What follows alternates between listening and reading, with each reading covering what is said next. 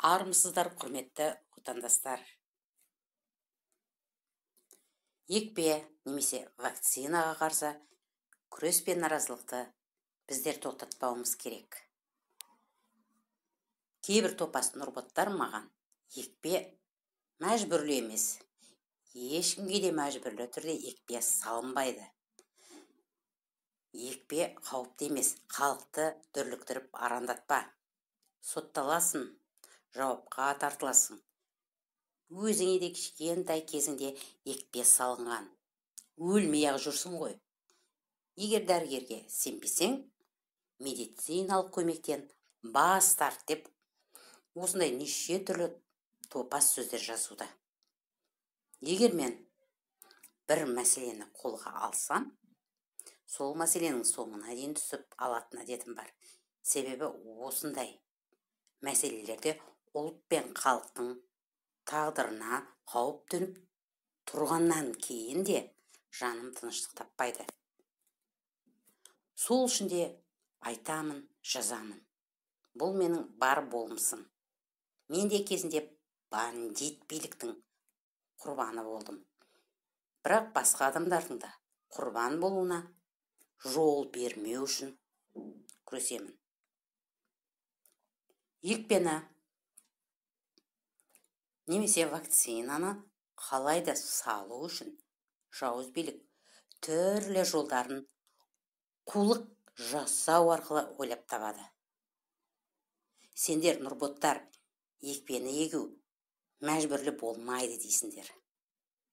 Мәжбүрлі болғанда қандай? Біріншіден, балабақшаға баратын балаға екпе салдырмасаңыз қабылдамайтын талап бұрыннан да бар нәрсе. Міндетті түрде салдырасыз. Екінші, мектеп жасындағы балаларға ата-ананың рұқсатынсыз ақ екпе жасайды. Екпесіз бала мектепте оқытылмайды. Осы нәрседе бұрыннан бар нәрсе. Үшіншіден, егер алдағы уақытта Европа мен шетелдерге барғыңыз келсе, екпе жасатуға сізді мәжбүрлеуі мүмкін. Олар түрлі қулықтарға барып, егер вакцина жасатпасаңыз, Европа мен басқа да шетелдер сізді кіргізбейді. Және виза бермейді деп сізді алдауы мүмкін. Міне, осылай сізді екпе жасатуға алаяқ билік мәжбүрлесе таңғалмаймын.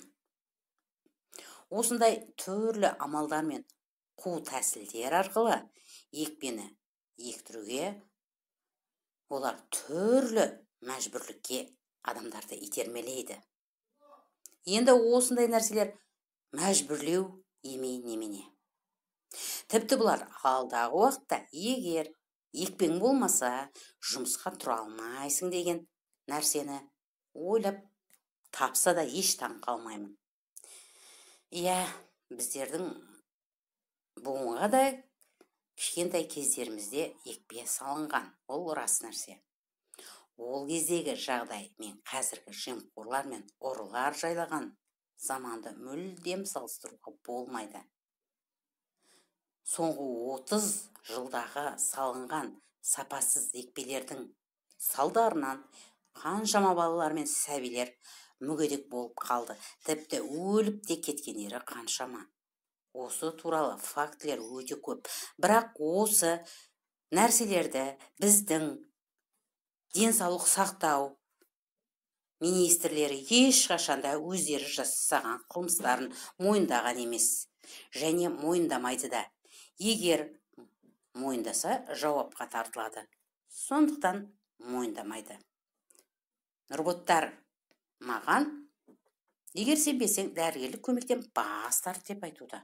Не деген топас надан түсінік десеңізші, дәрігерлердің барлығы сендер сияқты ар мен адамгершіліктен жұрдай дегенге сенбеймін.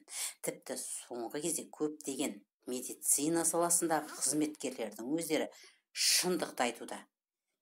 Мен Гиппократ антына адал дәрігерлерге сенемін. Ондай дәрігерлер өте көп. Олар сендер сияқты сатқын емес. өз принциптеріне адал. Осындай дәрігерлер тұрғанда мен медициналық көмектен ешқашанда бас тартпаймын. Топастар екпе мен медициналық көмектің айырмашылығы жер мен көктей. Осыны нұрботтар мен топастар біліп алсын. Бірақ қазіргі COVID-19 індетіне қарсы вакцина салдыруға қарсымын. Және барлығыңызды осыған шақырамын. Пандемия тек сылтау ғана. Осының астарында халықтың денсаулығы есебінен бизнес жасау жауыздығы жатыр. Тағы ескертіп кететін нәрсе, қазір кейбір журналистер ойбай өңірімізде КВИ жұқтырған адамдар өршіп кетіпті, ауырған адамдар мыңдап өсіп жатыр екен деп халықты үрейлендіріп, биліктің арнайы тапсырмасымен посттар жазуда. Кейбір үрей мен қорқынышқа берілген адамдар әрине қорыққандарынан міндетті түрде өздері барып екпе салдыруға мәжбүр болады. Енді осы нәрсе қорқыту арқылы мәжбүрлеу емес немене. Халықты қорқытып, арандатып отырған журналистер неге жауапқа тартылмайды? Өйткені олар сатқын биліктің жалдамалы құлдары. Сондықтан ең бастысы ешқандай үрей мен қорқынышқа берілмеңіздер. Үрей мен қорқыныш адам ағзасындағы иммунитеттің жауы. Сондықтан өздеріңізді сақтаңыздар.